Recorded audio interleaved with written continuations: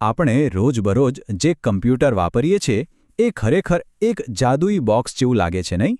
પણ શું ક્યારેય વિચાર્યું છે કે આ બોક્સની અંદર એવું તે શું થાય છે? તો ચાલો આજે આપણે કમ્પ્યુટરની આ દુનિયામાં ઊંડા ઉતરીએ અને એના રહસ્યોને સમજીએ. સૌથી પહેલાં આ કમ્પ્યુટર શબ્દ આવ્યો ક્યાંથી? એ આવ્યો છે લેટિન શબ્દ કમ્પ્યુટરે પરથી, જેનો સીધો સાદો અર્થ થાય છે ગણતરી કરવી. એટલે કે મૂળભૂત રીતે તો આ એક ગણતરી કરતું મશીન છે, જે ખૂબ જટિલ ગણતરીઓને પણ પળવારમાં કરી શકે છે. ભલે કમ્પ્યુટર ગમે તેટલું જટિલ કેમ ન લાગે, પણ એનું કામ કરવાની રીત ખૂબ જ સરળ છે. બસ 3 સ્ટેપ્સ છે: ઇનપુટ, પ્રોસેસિંગ અને આઉટપુટ. એટલે કે પહેલાં એ માહિતી લે છે, પછી એના પર કામ કરે છે અને છેલ્લે આપણને પરિણામ આપે છે. બસ આટલું જ. આ સરળ સિદ્ધાંત જ એની તાકાત છે. તો આજની આ સફરમાં આપણે શું જોવાના છીએ?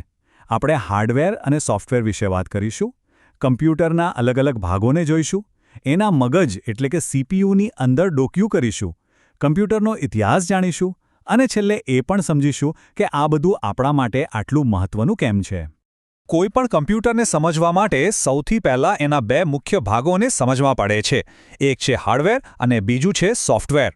આને એકદમ સરળ રીતે સમજીએ.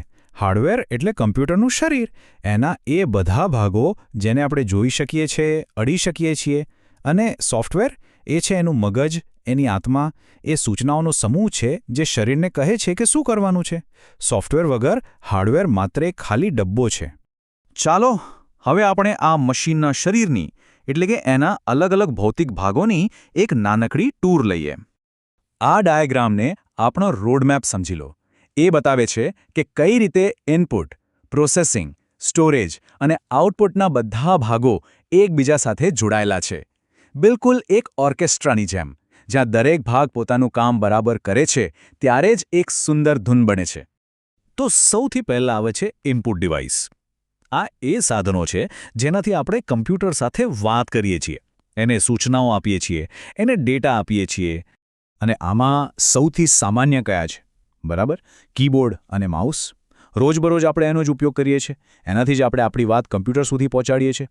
સારું, આપણે તો કમ્પ્યુટરને કહી દીધું કે શું કરવાનું છે, પણ હવે કમ્પ્યુટર આપણને જવાબ કેવી રીતે આપશે? એના માટે છે આઉટપુટ ડિવાઇસ. મોનિટર આપણને ચિત્રો બતાવે છે, સ્પીકર અવાજ સંભળાવે છે.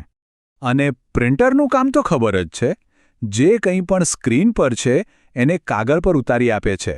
એટલે કે ડિજિટલ દુનિયામાંથી સીધું આપણા હાથમાં, જેને આપણે હાર્ડ કોપી કહીએ છીએ. ઓકે, તો બહારના બધા ભાગો તો જોયા, પણ અસલી જાદુ તો અંદર થાય છે. ચાલો હવે કમ્પ્યુટરના મગજની અંદર એક ડોકિયું કરીએ. વાત કરીએ સીપીયુની, એટલે કે સેન્ટ્રલ પ્રોસેસિંગ યુનિટ. આ નામ ભલે મોટું લાગે, પણ સરળ ભાષામાં કહીએ તો આ કમ્પ્યુટરનું ભેજું છે. આ નાનકડી ચિપ જ બધું કામ સંભાળે છે. આના વગર કમ્પ્યુટર બીજું કંઈ નહીં, ફક્ત એક બોક્સ છે. હવે આ મગજની અંદર પણ 2 મુખ્ય વિભાગ છે. પહેલું છે કંટ્રોલ યુનિટ. એ છે આખા ઓપરેશનનો મેનેજર. કયું કામ ક્યારે અને કેવી રીતે કરવું એ નક્કી કરે છે. અને બીજું છે એરિથમેટિક લોજિક યુનિટ, એટલે કે ALU. આ છે ગણિતનો એક્સપર્ટ. બધી જ ગણતરીઓ અને તર્કનું કામ આ જ સંભાળે છે. તો સીપીયુ કામ કેવી રીતે કરે છે? ખૂબ જ પદ્ધતિસર. પહેલાં કંટ્રોલ યુનિટ મેમરીમાંથી સૂચના લે છે, પછી એને સમજે છે, પછી ALU એ કામ પૂરું કરે છે અને છેલ્લે પરિણામને પાછું મેમરીમાં સ્ટોર કરી દે છે. આ 4 સ્ટેપ્સ. અને આ ચક્ર 1 સેકન્ડમાં લાખો કરોડો વખત ફરે છે. જબરદસ્ત સ્પીડ, ખરું ને? આજે જે કમ્પ્યુટર આપણે વાપરીએ છીએ એ હંમેશાથી આવું નહોતું. એની પાછળ વર્ષોની મહેનત અને વિકાસ છે. ચાલો સમયમાં થોડા પાછળ જઈએ અને કમ્પ્યુટરની પેઢીઓની આ સફર જોઈએ. શરૂઆત થઈ 1940ના દાયકામાં, જ્યારે કમ્પ્યુટરમાં વિશાળ વેક્યુમ ટ્યુબ વપરાતી. પછી આવ્યા ટ્રાન્ઝિસ્ટર, જેણે કમ્પ્યુટરને નાના બનાવ્યા. એ પછી ઇન્ટિગ્રેટેડ સર્કિટ, અને પછી આવ્યો માઇક્રોપ્રોસેસરનો જમાનો, જેણે ક્રાંતિ લાવી દીધી. અને આજે આપણે આર્ટિફિશિયલ ઇન્ટેલિજન્સની 5મી પેઢીમાં છીએ. જરા આ તફાવત જુઓ. એક બાજુ છે પહેલી પેઢીનો ENIAC કમ્પ્યુટર, જે એક આખા રૂમમાં સમાતો, અને બીજી બાજુ છે આજનું સ્લિમ લેપટોપ. આ એક તસવીર જ આખી વાર્તા કહી દે છે. ક્યાંથી ક્યાં પહોંચી ગઈ ટેકનોલોજી. પણ આ બધી ટેકનિકલ વાતોનો આપણા માટે અર્થ શું? આ બધાનો આપણા જીવન પર શું પ્રભાવ પડ્યો છે એ સમજવું પણ એટલું જ જરૂરી છે. આજે એવી કોઈ જગ્યા છે જ્યાં કમ્પ્યુટર ન હોય? શિક્ષણમાં જુઓ, વિજ્ઞાનમાં, મનોરંજન માટે, બિઝનેસ અને બેન્કિંગમાં, વાતચીત કરવા માટે, ડિઝાઇનિંગથી લઈને પબ્લિશિંગ સુધી, બધે જ, બિલકુલ બધે જ કમ્પ્યુટર છે. એ આપણા આધુનિક જીવનનો એક અભિન્ન અંગ બની ગયું છે. આપણે વેક્યુમ ટ્યુબથી શરૂ કરીને આર્ટિફિશિયલ ઇન્ટેલિજન્સ સુધી પહોંચ્યા. આ સફર ખરેખર અદ્ભુત રહી છે. પણ અહીં વાર્તા પૂરી નથી થતી. સવાલ એ છે કે આ પછી શું? ટેકનોલોજીનું ભવિષ્ય કેવું હશે?